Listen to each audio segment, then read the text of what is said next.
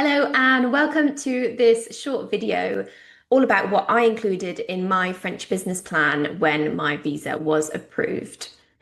So if you don't know me, my name is Kate. I am a business consultant and strategist who happened to apply successfully for the French Profession Libérale entrepreneur visa back in 2021, post-Brexit, post-COVID.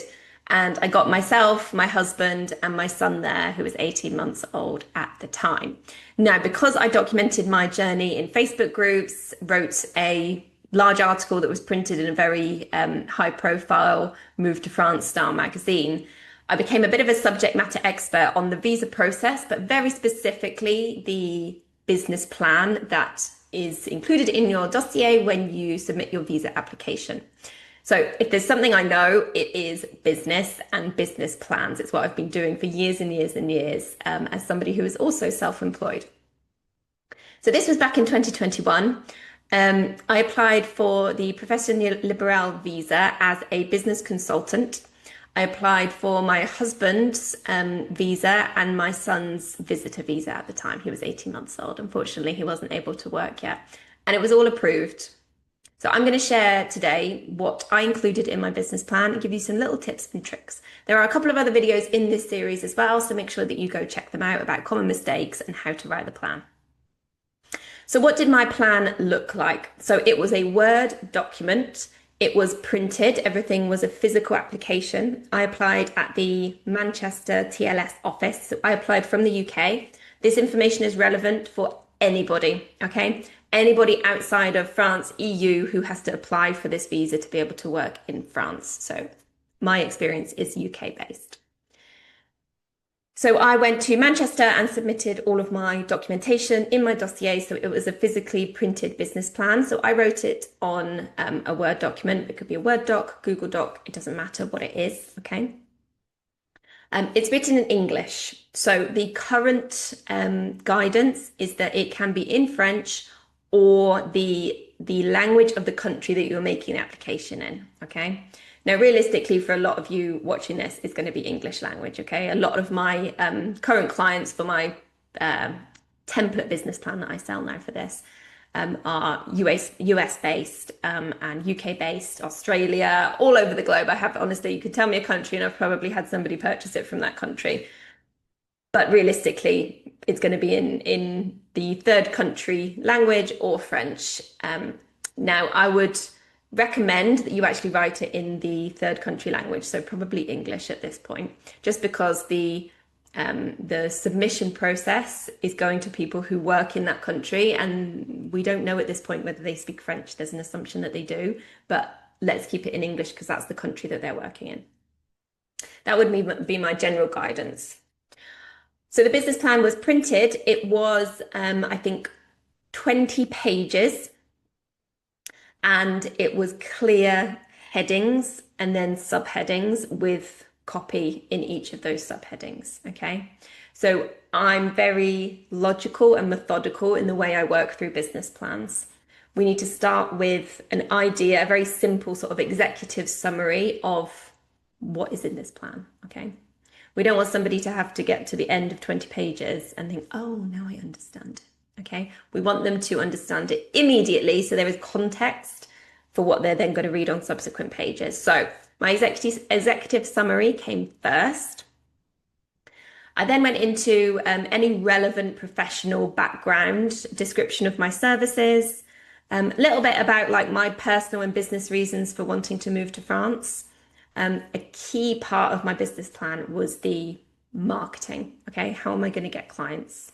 We can't run a business without clients. To get our visa renewal, we need to make sure that we have hit the minimum income criteria that is set for this visa at this point. So this is a very important part. So I made sure that I went into detail about my marketing strategy. Now, just to note at this point, my business had already existed for just under a year in the UK. So I was actually moving a sort of current business, shutting it down in the UK and reopening it registered in France. Obviously on the surface, I would keep all of my clients the same. There wouldn't be much change publicly, but behind the scenes, it was all going to be re-registered to France. So keep in mind, is this a current business or is this a brand new business? That will affect any sort of data that you're pulling from. If it's a new business, you haven't really got much experience. So make sure that you are pulling details from other areas of your life and your professional background. Okay, so after marketing, we need to go into financial projections. So my financial projections I made on a Google Sheet, could be Microsoft Word, a Microsoft Excel, sorry, and I took a screenshot and I sort of copied and pasted that into a white page on my Microsoft Word document. Rather than trying to put a table and charts and stuff in there, I just cut and pasted it in. So I could do all of the lovely sort of adding up and formulas in a proper spreadsheet and just copy and paste that over. So it doesn't really matter how you do it. This is how I did it. And I broke mine down so you could see income, expenditure.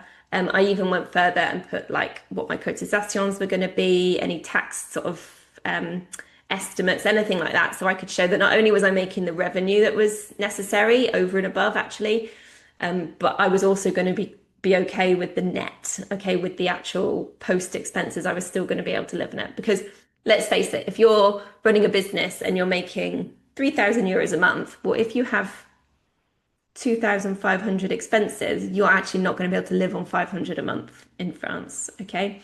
So that was important for me to show that, yes, I was making more than I needed to, but even after all of my deductions, I was still going to be okay. This is what I wanted to include in my business plan.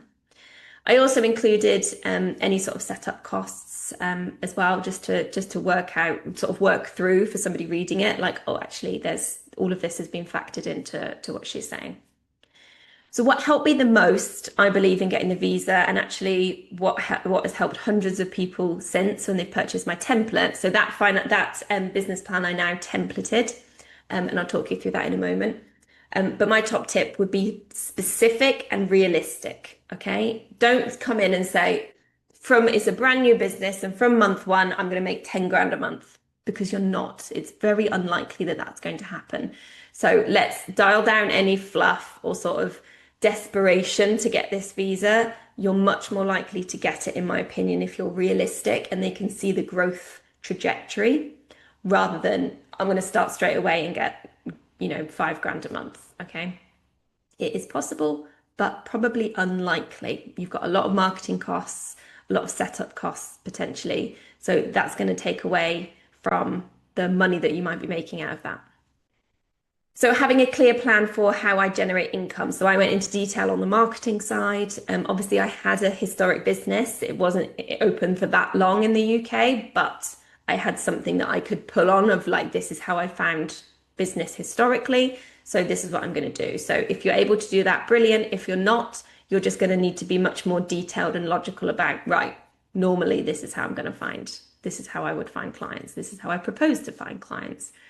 So at this point, what I'm trying to convey in my business plan is the viability and the likelihood of being allowed to give it a go in France for 12 months, because you have a visa renewal after 12 months. And at that point, your business should be making the criteria, which currently is minimum wage. Okay. So that's what you're aiming for, and that's what you're aiming to show. So that's what I did. I showed that by this point, we should be totally cool for the renewal. Okay. And that's what the person reading it, that's the criteria, right? That's what they're looking for, is this business viable? So I mentioned my template. So I had a lot of people ask me when I became this subject matter expert suddenly online, oh, can I have a look at your business plan? Can I borrow your business plan? Can you send me the business plan? And I said, yeah. And I did send it to a few people. And then I thought, but it's, I'm a business consultant. It's only going to be relevant for very specific consultancy related services. And I had people asking me about, they wanted to set up a fish and chip shop and Jeets and all of these different businesses. And I thought, actually, what a much better idea would be is to take my plan, take the sort of flow of it, the structure, the questions that somebody might ask, or rather the information that they might need to see in response to that, and template that. So my business plan template isn't a pre-written template. That would be crazy because everyone has all these different businesses.